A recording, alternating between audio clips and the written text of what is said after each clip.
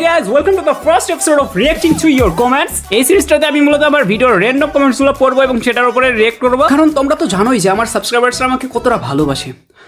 তারা প্রতিদিন আমার ভিডিওতে খুবই সুন্দর সুন্দর কমেন্টস করে, যেগুলো পড়ার পরে আমার পানি বের হয়ে যায় চোখের। যেমন এই দেখো, একজন লিখেছে, আজকাল তো দেখি মেয়েরা আপনার ওপরেও ক্রাশ খায়।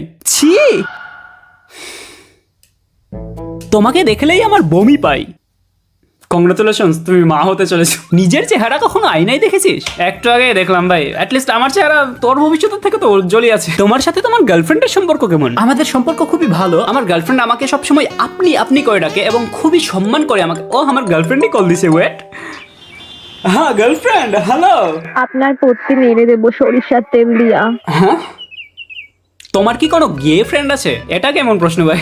না নাই, যদি থাকতো তাহলে হয়তো বা সে আমাদের অনেক কথাই সিরিয়াসলি নিয়ে নিত। যেমন আবে ওই, কাল রাতে কি বলছিলে এগুলো? আমাকে ধরে আমার পেছন মেরে দিবে?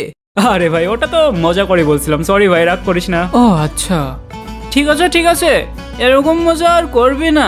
এই ধরনের মজা আমার একদমই পছন্দ না। আমার সাথে ফুটবল খেলবে? আমার কাছে একটা ফুটবল আছে। একটা ফুটবল? হ্যাঁ খেলবো, কিন্তু একটা ফুটবল দিয়ে আবার কেমনে খেলবো? না, আমার তো দুইটা ফুটবল দিয়ে খেলার অভ্যাস, কারণ আমার গার্লফ্রেন্ডের তো দুইটা ফুটবল আছে। তোমার ফ্রেন্ড লিস্টে কি কোনো প্লে বয় আছে? আমি নিজেই ছিলাম ভাই এক সময়। মানে প্লে বয় তো ছিলাম না, কিন্তু প্লে বয়দের মতনই ফ্লার্ট করতাম মেয়েদের সাথে প্রচুর। তোমার চোখে কি গাঞ্জা চাষ করো নাকি? তাকালে নেশা হয়ে যায়। আমার কিন্তু গরিব ছেলে একদমই পছন্দ না। ওয়াও, সেম, আমারও গরিব মানুষজন একদমই পছন্দ না। ওই যে ওই দেখো, আমার আব্বু বাজারে যাচ্ছে মূলা কিনতে। ও শিট, আমি আমার ফোন নাম্বারটি হারিয়ে ফেলেছি। তোমারটা কি পেতে পারি? শুনলাম তুমি নাকি প্রাণী প্রেমী। আমার মাও কিন্তু আমাকে জানোয়ার বলে ডাকে। তুমি কি আগে থেকে এমন সুন্দরী ছিলে, নাকি আমার সাথে দেখা হওয়ার পরে এমন ঝাক্কাস হয়ে গেছো?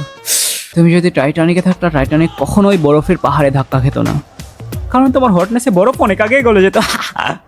আমি যদি জন্ম না হতাম তাহলেও কি তুমি আমাকেই ভালোবাসতা? দেখো, এই পৃথিবীতে তুমি জন্ম না নিলে আমিও জন্ম নিতাম না। আমি কখনো প্রেমে পড়িনি, প্রেম কখনো আমার লাইফে আসেনি, কিন্তু লাস্ট 4 মাস ধরে বুক চিনচিন করছে যখন থেকে তোমাকে দেখেছি ইশরাত। কিন্তু এই ইশরাতটাকে ইশরাত বললাম আমি বলতে চাচ্ছি যে ঈশা। হাট সালা থারকি। আরে শুনো তো, দিশা, এই নিশা, এই নাম কি মেয়েটার? তিশা। মানি কান by happiness, seriously? I don't think so. দোস্ত 500 টাকা দে তো, খুবই দরকার। 500 কেন, 1000 টাকা দিচ্ছি আয়। ছে ঠারকি শালা, আমি এসব করি না। দিতে হইলে এমনিতে না হয় ভাগ বাড়া। ঠিক আছে চল, 2000 নিস। সেই মাদার চো, 5000।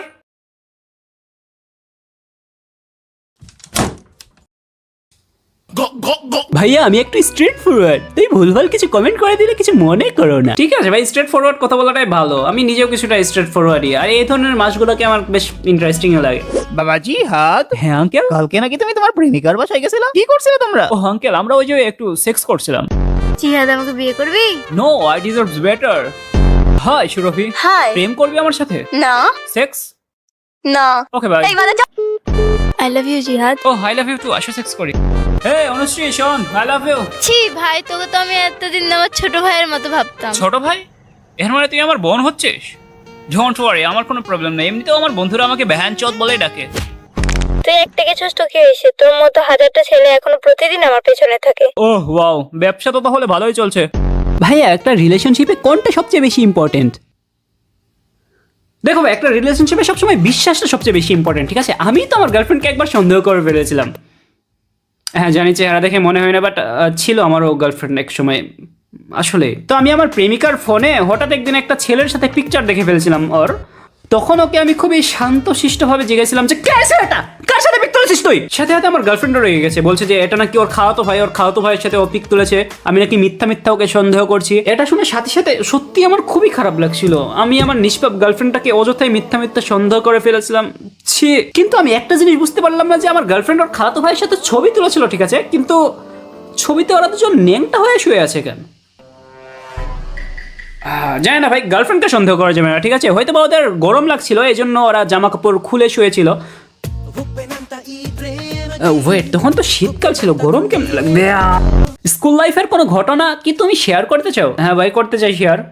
স্কুল লাইফের ভাই আমার অনেক ঘটনা আছে, কিন্তু আমি এখন যেটা বলবো এটা শুনলেই তোমরা বুঝে যাবে যে আমি কি পরিমাণে হারামি ছিলাম স্কুল লাইফে।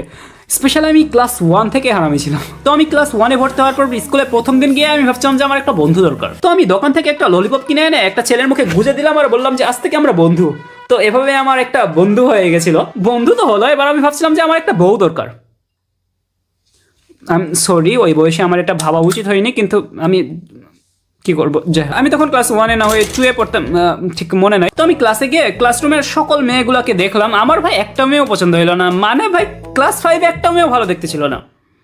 আর ক্লাস 5-এর নিচের মেয়েগুলো সব ছোট ছোট ছিল, কিন্তু ভাই ছোটবেলা থেকে আমার ছোট জিনিস একদমই পছন্দ না, ঠিক আছে। তো বড় জিনিস খুঁজতে খুঁজতে আমি খুবই সুন্দর একটা মেয়েকে পেয়ে গেলাম। মেয়েটা আমাদের ইংলিশ ম্যাম ছিল।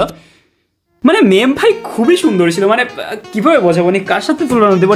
তোমরা খালেদা জিয়াকে চেনো? খালেদা জিয়ার থেকেও আমাদের ম্যাম 4, 5, 8, 10, 11 গুণ বেশি সুন্দর ছিল। আর ম্যামের চোখগুলা ভাই, তোমরা হরিণের চোখ দেখেছো? হরিণ যদি আমাদের ম্যাডামের চোখ দেখতো না, হরিণ নিজে লজ্জা পেয়ে যেত। আর ম্যাডামের ঠোঁটগুলা, সরি। তো যেমনটা বললাম যে ম্যাম খুবই গর্জিয়াস ছিল আর অবিবাহিতও ছিল। আর সবচেয়ে ইম্পর্টেন্ট বিষয় হলো ম্যাম আমার থেকে বয়সে বড় ছিল। তো এই জন্য ভাবছিলাম যে একবার ম্যামের উপরে ট্রাই মারি। আর এই বিষয়ে আমি খুবই কনফিডেন্ট ছিলাম যে ম্যামকে প্রপোজ করার সাথে সাথে ম্যাম রাজি হয়ে যাবে। কি চুতিয়া ছিলাম আমি। তো একদিন সকাল সকাল আমি স্কুলের পাশ থেকে একটা গোলাপ ফুলের মতো লাল রঙের একটা ফুল নিয়ে ম্যামের কাছে গেলাম। দেখলাম যে ম্যাম ক্লাস 5-এর ক্লাস নিচ্ছিল। আমি দরজায় দাঁড়িয়ে ম্যাম আসসালামু আলাইকুম বলে ঢুকে পড়লাম। তারপরে ম্যামের টেবিলে ফুলটা রাখলাম আর ম্যামকে আমি বললাম যে ম্যাম আপনি কি আমাকে বিয়ে করবেন? ম্যাম আমার দিকে তাকালো এবং মুচকি হাসি দিল। তারপরে দেখি ভাই ক্লাসের সব স্টুডেন্ট একসাথে হাসাহাসি শুরু করে দিছে। বুঝলাম না ভাই, আমি কি ওখানে কমেডি করছিলাম নাকি? সবাই হাসাহাসি শুরু করছিল কেন? যদিও বা ক্লাসরুমে সবাই হাসাহাসি করছিল, কিন্তু আমার চোখ তো শুধু ম্যামের ওই মুচকি হাসিতেই ছিল। মাশাআল্লাহ, কি সুন্দর হাসি ভাই।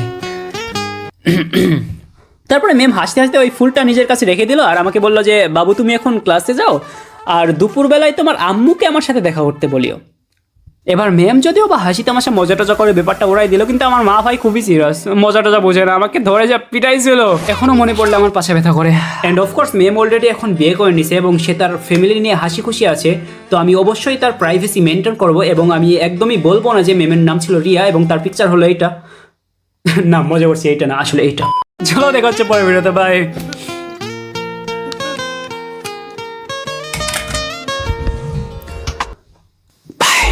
আর ভাই চাইলে তুমি এই ভিডিওটাও দেখতে পারো, এটা হলো কি পৃথিবীর সবচেয়ে সেরা ভিডিও, তুমি চাইলে দেখতে পারো। আমি তোমাকে একদমই জোর করবো না, আমি শুধু তোমাকে বলবো এই বাঞ্চা দেখ।